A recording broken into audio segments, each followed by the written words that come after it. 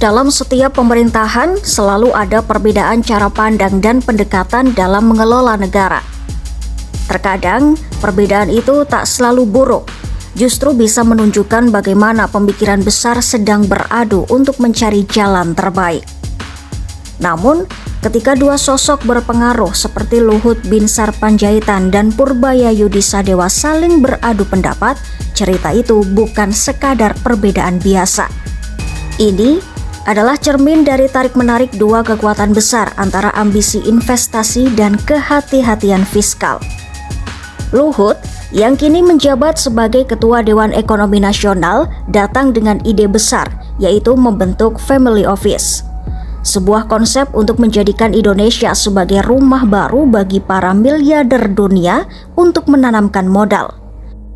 Ia membayangkan Jakarta, Bali, atau Batam menjadi pusat finansial global yang ramah investasi seperti Dubai atau Singapura.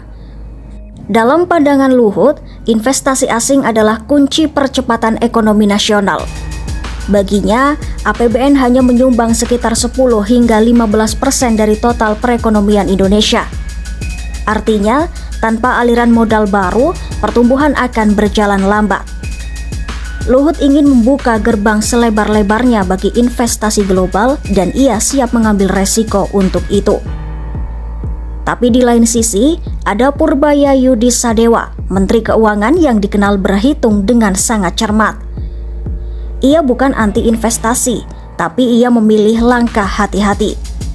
Baginya, setiap insentif pajak dan kemudahan investasi punya konsekuensi.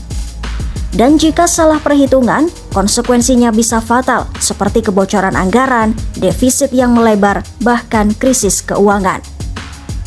Purbaya masih mengingat bagaimana proyek-proyek besar seperti kereta cepat Wus sempat membebani keuangan negara. Maka, ketika ide Family Office diluncurkan, Purbaya tidak menolak, tapi ia menegaskan bahwa ia tidak akan mengalihkan anggaran ke arah sana. Pernyataan itu menggambarkan sikapnya yang tegas menjaga disiplin fiskal sebagai benteng terakhir kedaulatan ekonomi. Menariknya, Luhut menyebut bahwa ide Family Office ini sudah dikaji menggunakan kecerdasan buatan atau AI. Algoritma dan data besar digunakan untuk memprediksi dampaknya terhadap ekonomi nasional. Namun, Purbaya menanggapi dengan dingin. Baginya, AI tidak bisa menggantikan hati nurani fiskal. Teknologi boleh membantu, tapi keputusan keuangan negara tetap harus berpijak pada akal sehat dan kehati-hatian manusia. Pertarungan gagasan ini ibarat dua film berbeda yang diputar bersamaan. Luhut tampil sebagai film laga, cepat, penuh aksi dan ambisius. Sementara Purbaya hadir sebagai film dokumenter ekonomi, tenang, logis, namun penuh perhitungan. Keduanya penting. Tanpa Luhut, kemajuan bisa berjalan lambat. Tanpa Purbaya, negara bisa kehilangan kendali, melaju tanpa rem.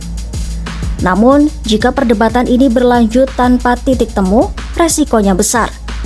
Kebijakan ekonomi bisa jadi tidak konsisten, membuat investor bingung dan menurunkan kepercayaan pasar. Insentif yang berlebihan bisa memperlebar defisit fiskal, dan ujungnya rakyatlah yang menanggung akibatnya. Pembangunan terhambat, subsidi berkurang, dan ketimpangan sosial makin melebar.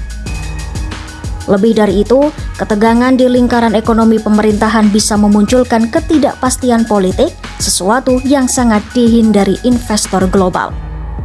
Sebenarnya, konflik Luhut dan Purbaya bukan sekadar soal Family Office atau kebijakan pajak. Ini adalah refleksi dari dilema klasik negara berkembang. Bagaimana menyeimbangkan keinginan untuk tumbuh cepat dengan kewajiban menjaga keuangan negara untuk tetap sehat.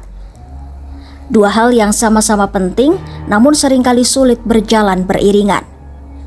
Mendorong investasi memang membuka peluang, tapi tanpa kontrol ia bisa menjadi jebakan.